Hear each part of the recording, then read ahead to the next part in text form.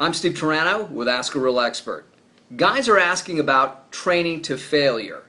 They want to know, Steve, do I have to train to failure on all my working sets if I want to get bigger and stronger?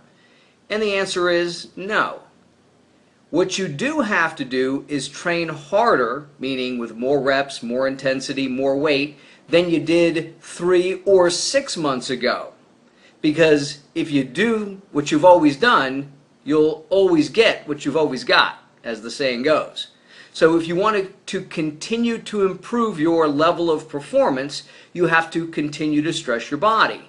Now, if you take a weight and you get it for 10 reps, and you add more weight and get it for 10 reps, even though neither one of those sets was to failure, the set that you did with more weight is going to give you greater contractions. So again, you don't necessarily have to train until you're dead, until the weight's ready to drop out of your hands, but you do have to train with a certain level of intensity. So whether that's 8 reps and now you're doing 10, whether that's 10 reps with 50 pounds and you're doing 10 reps with 70 pounds, however you want to define intense is fine. It's just that you have to continue to train with intensity if you want to continue to make progress in the areas of size and strength. If you're happy with your size and strength, then you don't have to increase your intensity. And also remember that the changes in our body are happening slowly. You're probably not going to increase your strength or size week to week. It's going to be more month to month. So when you look back on your training, you have to look back on it from a standpoint of, gee, am I training harder than I was last month or 3 months ago? Not just last week. You could have had a bad week. But the concept is you don't always have to go to failure. And you also can remember, working out and training with intensity is flexible.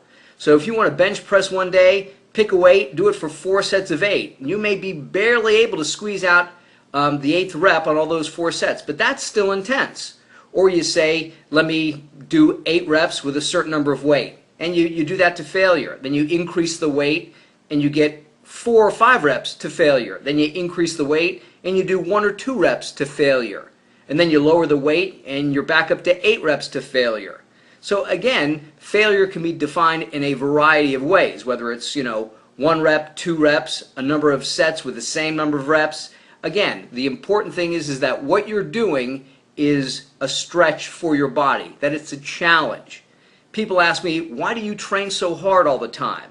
And I tell them, because that becomes my consistent level of performance. That becomes my normal.